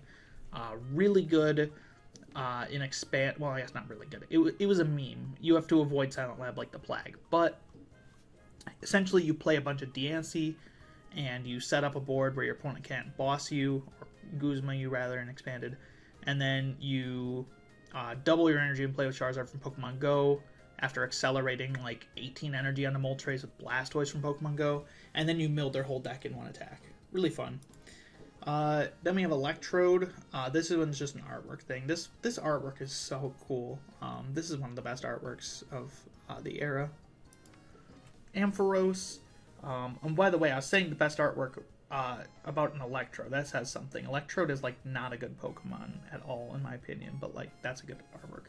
Ampharos, use this guy in my fun decks back in the day. This card probably would have been good. Like, if this was printed one set earlier, I imagine this card probably would have been pretty good in some lot. Like, it's a perfect kind of max potion and spam power recharge kind of attack deck, and then, take like a KO like once per game with Impact Bolt. Probably would have been great, but they waited 3 months to print this for some reason. Couldn't tell you why. Alolan Muck, this is the silly Millie guy that I talked about earlier. With Adventurous Appetite, look at the top 6 cards of your opponent's deck, discard any number of items. Essentially a more powerful Misfortune Sister on an ability of a stage 1. I like discarding items because items are cringe. When I see an item, I want to get rid of it. Be gone. Absol. Insane artwork on this one. Also good Dark Ambition ability, making it hard for the opponent to retreat. Very cool in Leafeon VMAX later on, but also just cool with itself with Shadow Seeker. Pidgeotto, this one's just for Airmail. I like Airmail. Very balanced draw effect that doesn't get rid of cards, which I like, because I'm never a big fan of like discarding cards with like Cinccino and things like that with trade. I much prefer just getting more cards. Pokecom, the silly artwork. I guess this is a good time to say that there's probably like 45 more cards that could be on here if Tag All-Stars was an option, but unfortunately Tag All-Stars never came to English. Rest in peace. So there's like a fifth of the best Sun and Moon cards of all time, just that aren't on here. Pokemon Communication, really cool card. I like balanced Pokemon item search. This is much better than like Ultra Ball or something like that. Sadly, printed in a bad era. It was still playable, obviously, but it's just printed in a really bad era for it because more basics than there were, you know, evolutions. Nice, silly artwork, though. Magikarp Wailord Tag Team. Silly artwork like this fella. Never pulled it, never bought it because it was never available. Erica's Hospitality, really good full art supporter. I like this one. I wish I owned it. I don't own it because it was $25 back when my limit was still $20 per card, and now it is $130. Ingo and Emmett, I do own this one. Very nice supporter card. Really like these guys. They're just goofy little subway conductors. Shout out to Ingo for his role in Legends Arceus. And I just like Unova. This is just a really nice card. Cool characters, really nice card, really nice artwork. Jasmine, really like the artwork on this one too. Good, colorful gear background. Really gets me in gear seeing this. And Jasmine's just a really cute character, so makes a good card. Evelyn, this one's okay. I like the coherency between the lines, but I don't like all of the Hat Lady cards equally. I feel like this one and the next one are just above the rest because the backgrounds are better and the characters are better. And like Kagamaru Himeno, full art supporters is good. But the Green Hat Lady is by far the worst. And then there's this one. This one's also pretty good. Again, I don't. I'd probably say Evelyn's the best one, but like this one, the background goes a little bit harder. I do like. I miss. Why did they have to make it in Sword and Shield where they have to have the picture backgrounds? That's one of the biggest downgrades, I think. Like it should just be optional. You should be able to do a colorful background or a picture background. That's the last of this page. But like, think about all the cool backgrounds we miss out on now because they force it to be like a relevant like image in the background, right? I really miss the color backgrounds. Alrighty. Part 4. Gonna finish this up. Maybe this is a bad idea doing this many. I've done this over multiple days now. Whatever. We're gonna finish it. Gloom from Broken Bonds. I really like this card because of its irresistible aroma. If you've played Vileplume, Stall, and Expanded, you definitely got to use this to pull a Dedenne onto their bench, things like that. Just really good disruptive ability. Love when stage 1s are usable. The Big Baby Blown with the awesome Kawaii artwork on this one as well. Just a very silly card, a card that's fun to play. The formats that it's a part of aren't really fun, but, you know, blowing up the 0 IQ tag teams with the negative 10 IQ Blacephalon is a little bit fun. Also, just Blacephalon's a great Pokemon. Stunfisk, love this artwork. Also a very good card in my cube, and also a fun card to play in Expanded for a while. A very weak, like, Zoroark V-Star copy, essentially, where you just get a bunch of damage counters on your bench Pokemon with things like Jinx, and then you hit Electric Trap pretty hard. And you have Spiritomb in the deck to damage itself. Like, this was a really fun deck to play. Like I said, also just very good in my cube as an anti-spread tech. Crobat. This one I played against on the ladder a few times. I feel like I'd like it more if I played it myself, but I just want to mention it, because Sound Veil's cool. When you evolve, it gets immunity. Unfortunately, Guzma is just super common, but the goal is just to poison your opponent with like 3 CE for 1 attachment, just do 60, poison 40, and hope your opponent doesn't have Guzma. It was a cool strat. Weezing, do absolutely love this card. King of Spread in the Sun Moon era besides Tapu Koko and Tapu Lele, because it adds spread in between turns, which we always love. Hurts basic Pokemon, very good base Pokemon. Cringe, I like my Pokemon when they evolve. You know, just like humans, we need to evolve, right? And no monkey, time to evolve into human. Splattering Sludge, good spread attack that does lots of damage. I have probably put like a collective like 1,000 games into Expanded playing different bad Weezing spread decks. Mew from Broken Bonds, good bench barrier. This is my preferred art of the two, to be honest. I have this in a reverse Japanese one that's really nice. It'll probably be worth something someday, honestly. Marshadow, really like the effect resetting hole, getting rid of a stadium. It was also really cool working with like Stretcher and with Rescue Carrier later on expanded. Being able to just get rid of a stadium if you're like really weak to like, well, I guess I was gonna say Silent Lab, but this can't get rid of Silent Lab. But I guess Pathid you can get rid of. Rhyperior, great Kawaii artwork. Nothing else to say here. It's just a good artwork. Spiritomb, we talked about him when we talked about Stunfisk. Great artwork on this fella. I love Spiritomb. Great Pokemon. Great ability that damages itself. Seems awful, but you power up for Anguish Cry to do like 160 damage for a single energy, or more if you attach HP boosting tools or the Hustle Belt, which does more damage if you have less than 30 HP. Zoro Ninja, one of the few tag teams I forgive.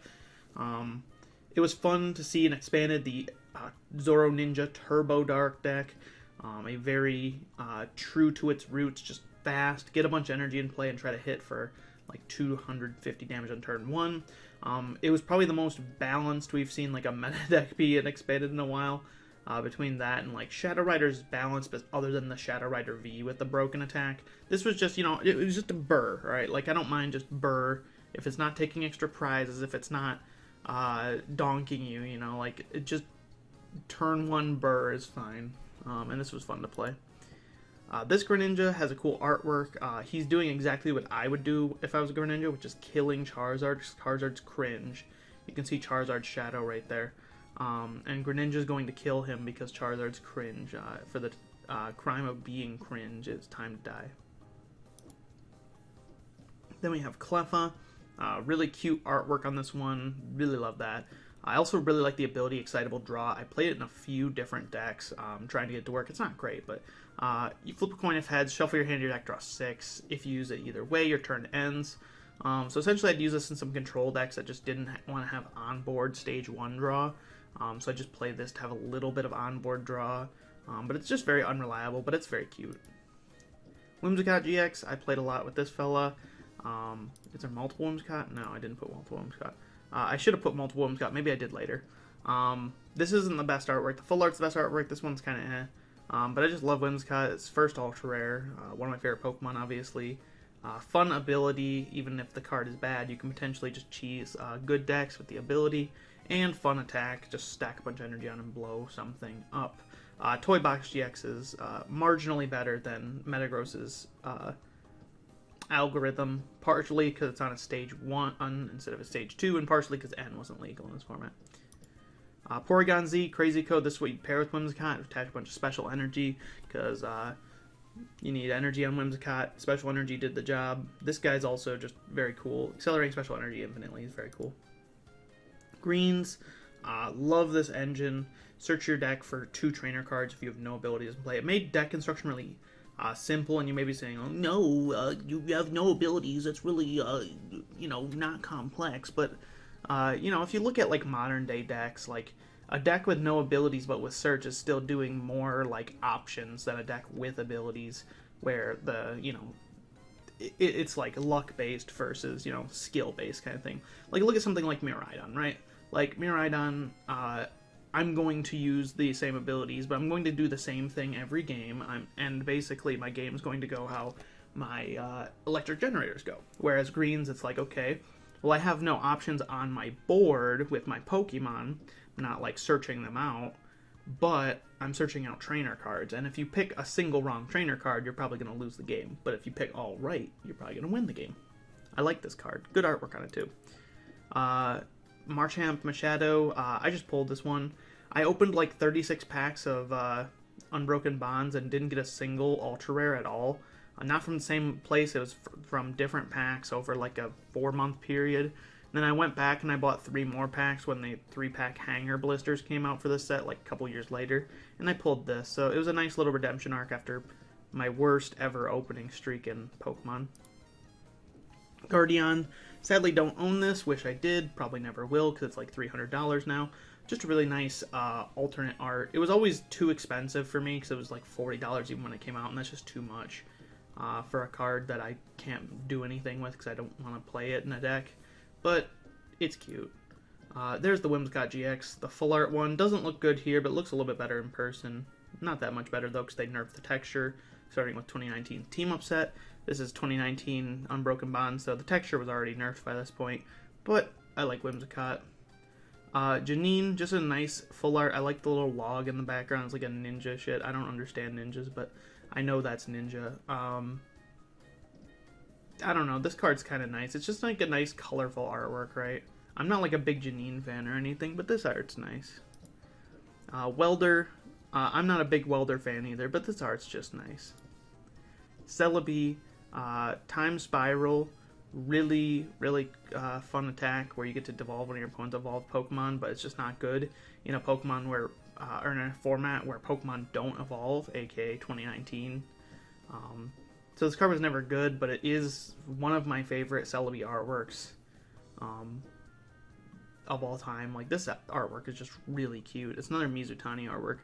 Mizutani is just national treasure. This is great artwork. Leavanny, just a fun tank grass Pokemon. Sander played this in his 2019 Aggro stall deck that would try to make its Executor take 40 less damage by putting this into play. Sadly, you can't play more than one. I understand why they did that, but they really shouldn't have, because it would be cool if you could. Litwick, this is just a very nice artwork of Litwick, one of my favorite Pokemon from Gen 5, and just really good so-so artwork. And then we also have the other Litwick with the Maho artwork. I like this one less than the other one, but they're both good. Chandelure, love this fella with Spirit Burner. Discard top 5 cards of your deck. 60 more for each Pokemon you discard in this way. But, you know, if it was just that, it'd be a terrible card.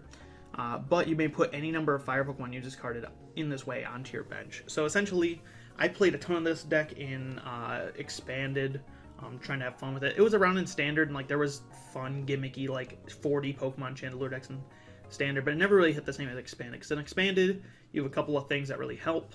You have the fossils, where when you discard, if they're in the discard pile, you can put them on your bottom of your deck. So you can get down to 0 cards in deck and then just put back 5 fossils and guarantee damage, right? And you have Mallow, which when this came out, Mallow rotated, which was really bad, because Mallow looks at your deck and puts any 2 cards on top. So you get to guarantee 2 Pokemon. Most notably, you get to guarantee another attacker. So I had a Chandelure list playing a bunch of Firebox attackers, and then mainly, well, this was the main attacker, but there was Radiant Zard way later on, but mainly just relying on Fire Toolboxing to loop your Chandelures, boost the damage, disrupt your opponent a little bit with those Firebox, and then there was Blaziken to keep on accelerating energy into play. And my Cargo is also really good because it puts a card on top with that ability. And there's a Rangaroo and Lampent. There's so many pieces of this deck, I can't explain them all. If you don't get it, you don't get it. But I did get it. Shout out to the promo version that we never got. Magnemite, really nice artwork. Love this. So great artist. Electros, hate this artwork, however. Electric Swamp, really cool ability where you can just put it into play as a basic, as a stage 2. One of the few playable stage 2s and Expanded at the time it came out. Behem, really cool card. Again, I don't really like the artwork here, but for 3 CE, Mysterious Noise is 90, shuffle it and all cards stashed into the deck, and your opponent can play items. Not a great attack, but what you do is you just, damage buff it, or just keep on looping this, and then hit and run into like a Doll Pokemon or a Disruption Pokemon to try to prevent your opponent from winning the game. Really cool strategy. Relicanth, love this artwork by Yukamori. I also just like Relicanth. Excadrill, this is the Stall Excadrill. Rototiller, you shuffle 4 cards from your discard to your deck, then next turn you draw into them with Cinccino. If you haven't seen this deck play, it is a monster because it had all of the best hand disruption cards we've ever seen in the game past Gen 1 just available to it, but it was a nightmare. But it was cool. Meloetta, like this artwork. I like Meloetta, but the cool tag team artwork is very cool. Grimer, love this artwork. It's also the Grimer of choice in most of my expanded decks that play Muck, because it's got collect, draw 2. Weavile, cool thing. I like moving energy around the field. That's always a cool effect. This also got some neat attacks. Nocturnal Maneuvers is a really neat one because you can just search your deck for a bunch of basic Pokemon. I remember playing with Skyfield at one point with this because you could search out a bunch of Pokemon, but usually your opponent would just counter your stadium and you'd feel a little sad. Cottonee, really love this artwork by Asaka Ito. I believe that's what their name reads. Asako Ito, maybe. back down there. Just a really nice little yarn Cottony. This is a perfect art style for Cottony. I wish they do it for Whimsicott too. Then we do have Whimsicott. This one is just also incredible. Shibuzo. Prowl is just great. Searching there for any card. This did actually see play in Standard with Zacian at one point. Just being able to get any one card is pretty good for your treat. Not bad, right? So you just played cards to search this out. But it was mainly just never playable, and I was just very excited that it was there. I did play one copy of my Whimsicott GX Porygon deck, though, because you can play this and get a rare candy or a Porygon to finish the combo. Licky Licky, love this artwork. Also, Licks Go Crazy is one of my favorite attacks ever. Discard a random card from your opponent's hand, the top card of your opponent's deck, and discard an energy from your opponent's active. This is essentially Regigigas level X, but a little bit stronger. Weaker in damage, easier to pay attack, but it goes crazy. Munchlax Snack Search is a crazy good control card. I love this card. So good. So. I didn't mean to do that, but... Snack Search, flip a coin of heads, put a card from your pile on top of your deck. If you use the ability, your turn ends. Similar to the Cleffa, where even if it fails, your turn ends. But in a control deck, it's like 50-50 chance to get back any card I want from the discard pile and have it next turn, even if I get Marnied. Like, that's so sick. I play this so often. I love this card so much. So good. Reset Stamp, funny Reset Stamp art. Reset Stamp as itself a card, I don't really care either way. It's fine. I just like this artwork because it's the silly artwork.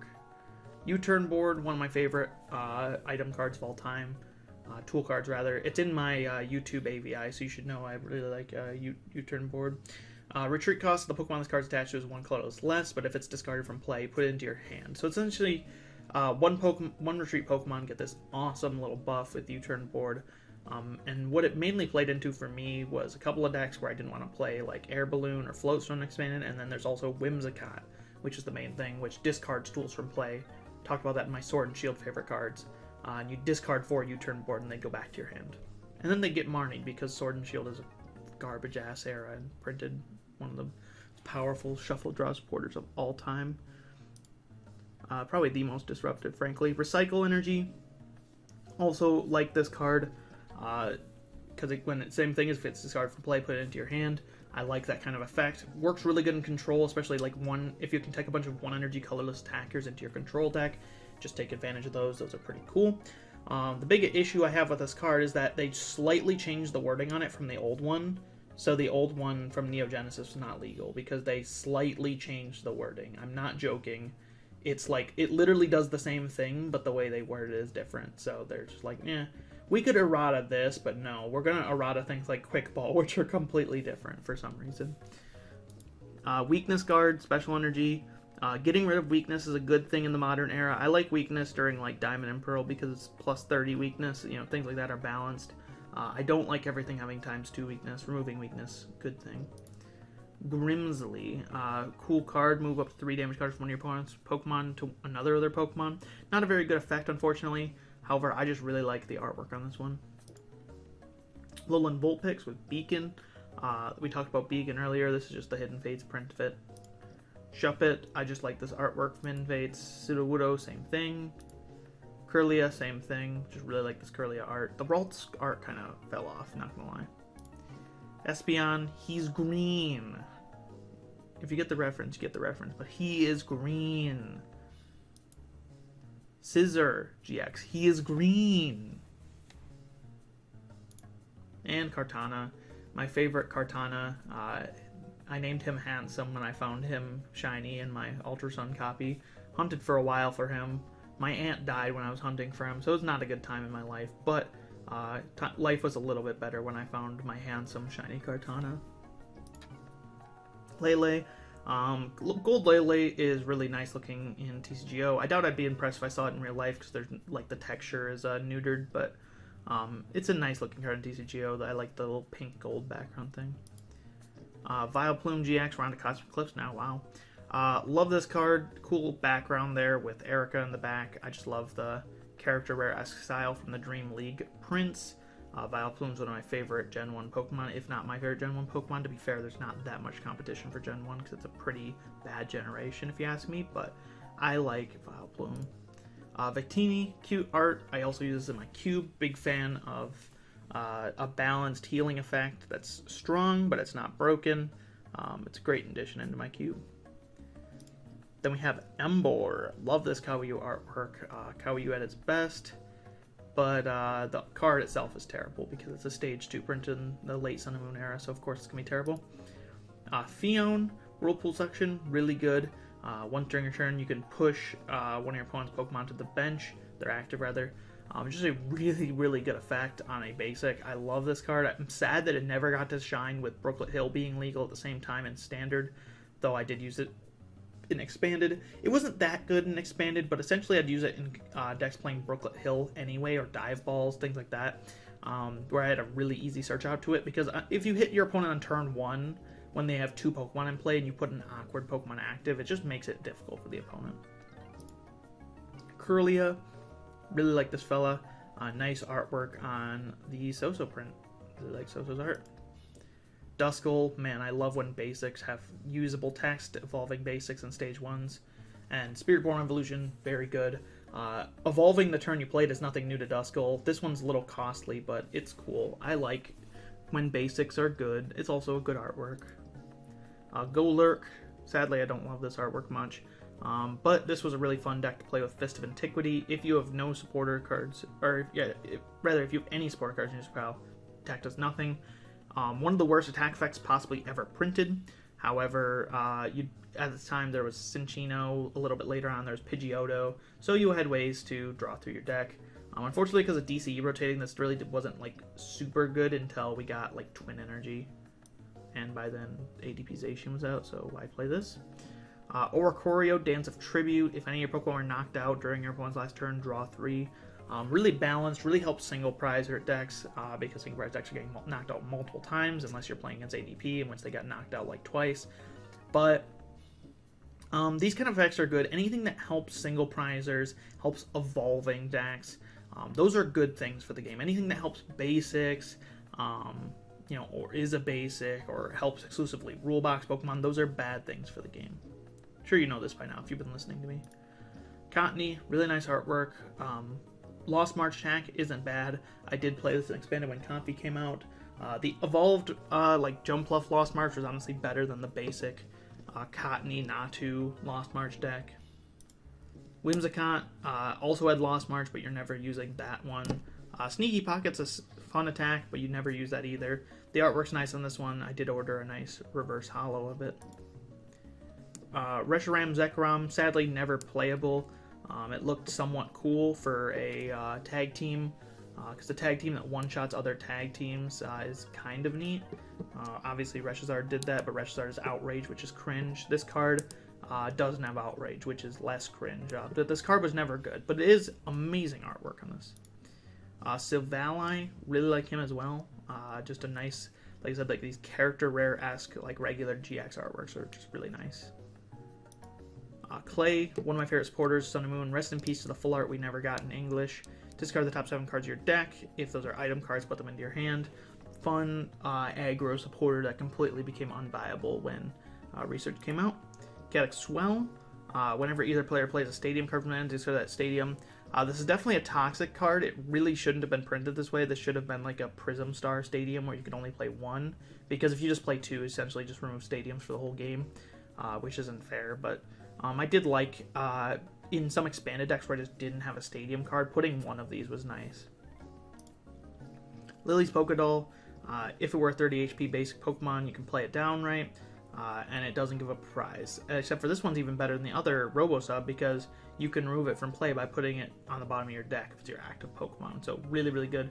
Means there's some trade-off there. You can't get rid of it anywhere, but essentially you can always get rid of this if you really want to, if you're playing Control, and you're probably not filling your board anyway. I have played probably at this point like 100 different Lily's Pokédoll decks, because the card is so good, and I love Stall. Roxy, discard up to 2 Pokemon that aren't GX or EX from your hand. Draw 3 for each card you discarded. Very nice wording there, making sure you can't use this in any stinky Mewtwo Mew decks. We don't like Mewtwo Mew. We don't like Tag Team GXs.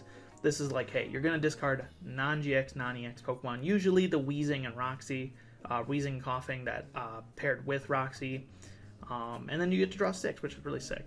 one of the best draw supporters. Shout out to the full art that we never got in English. I at least picked up some of those in clay. I picked up 1 Roxy and 4 clay full art. Soleil Lunala, really nice, beautiful full art. I was able to pick this up for only $20, which is pretty sick. And it's just got a nice artwork on it. Really, really nice looking card. Vileplume, same thing. I did pull this one, which I'm very happy about, and I bought a second one, though I don't know which one I pulled now looking at them. But just really nice Himeno artwork again. She did the other Vileplume as well. This one is also really good. Another Reshiram Zekrom. This card is legendary. I pulled 2 of these. I still have 1 of them. It's just so... I pulled it in Japanese, rather. Really, really beautiful card. Such a dominating pose. Such a good background. You really can't go better than this. Syncate. As you know, Cynthia is my favorite trainer from the series, so of course I was going to put this here. Also a very fun, balanced supporter to play in decks. This was a very nice supporter to see. The game was unplayable by this point, but the supporters were at least cool, and Greens and Cynthia. Welder was not as cool. Even though I put Welder on here, the effect of Welder is... Welder and its consequences for the Pokemon TCG have been irreversible. Lily's Full Force, really nice full art. Did pull this one as well in English. Really bad effect on the card, so don't play this in your deck, but it's just a stunning full art. Ends Resolve, another stunning full art. Wasn't able to pull this one. Wasn't able to buy this one because it was never below like $15. Sad. Never a good card, but for some reason very expensive because it's N. Rosa, did buy 2 of these. I sold one of them recently, my English copy, for like $180. I bought both of my English and my Japanese for like $20, so, you know, we'll call that a profit, I guess, unintentionally. I would rather just keep all my cards and then be cheap, but that doesn't seem to be the world we're living in now, so everything's expensive. So I figured I'd sell it. Really good effect on here. Essentially, teammates diet, 0 sugar teammates, right? Because you get to search after you're knocked out, but you only get to search specific cards instead of just any 2. So teammates is usually better, but this card event occasionally I'd play in the Chandelure decks that I talked about earlier, because Chandelure specifically needed trainer card either being Rare Candy or Duststone, Pokemon either being Lampent or Chandelure, and a basic Fire Energy to attack. So in very specific situations like that, you would play Rosa over teammates, or you just play both like I did. I also love the artwork on this one. One of my favorite full art supporters. Wishy Washy, really love the artwork on this one as well. I have a few of these in Japanese, and the yellow borders just absolutely kill these cards, but they look really good with the silver border and the better holofoil. Also a little bit playable in standard. I tried making stall decks work with this. It wasn't great though. This card's still good in GLC. Roxy Coughing. This is probably my favorite character rare of the originals. So good with all the text running all over the place, the full purple background. This is just a card that makes a statement, right? And Coughing's just a goofy guy as well. Excadrill with Clay. I like Clay and I like Excadrill, the 2 cool things. I'm not a huge Excadrill fan, to be fair. He's just alright. But Clay is a very cool gym leader, and I also really like the Meteor Arita drawn background. Very cool. Shout out to Clay for real. Jasmine Steelix. Jasmine's a cool gym leader. Steelix is a great Pokemon. Never playable either, but very fun artwork. And finally, Sharon and Stoutland with the Arf Arf Bark. I played this in my Scoop Dog deck in Expanded, where you reuse Arf Arf Bark over and over again while locking out your opponent with different item cards and picking up more item cards. Just a very fun deck, just eventually energy denying your opponent and milling them out. Took a long time to win, but it was always worth it. And this art's just really nice as well. I've really grown to appreciate it over the years. Anyway, that's the end of it. I don't have the other tabs open because I closed them once I'd done recording, so I'm not going to recap all this. But anyway, that was a lot of Sun and Moon era cards. They're pretty good. Takeaway, Sun and Moon got a lot worse when tag teams came around. There's still good artworks though. And there's still some cool effects on supporter cards, even if they're printed in really bad eras. So, like, the TCG was never truly dead, even if the standard play was, right? Anyway, yeah, I like those cards. I hope you do, too. Let me know your favorite Sun and Moon card in the comments. If you comment Reshazard or Welder, I'm going to show up to your house at 3 a.m. and stare at you menacingly. If you comment Breakzard, you're at least a little bit more cultured because that card is has some skill to it, unlike Reshazard. But Reshazard, cringe. Welder, cringe. Mewtwo, Mew, cringe. Those are nasty cards. I think they should be incinerated by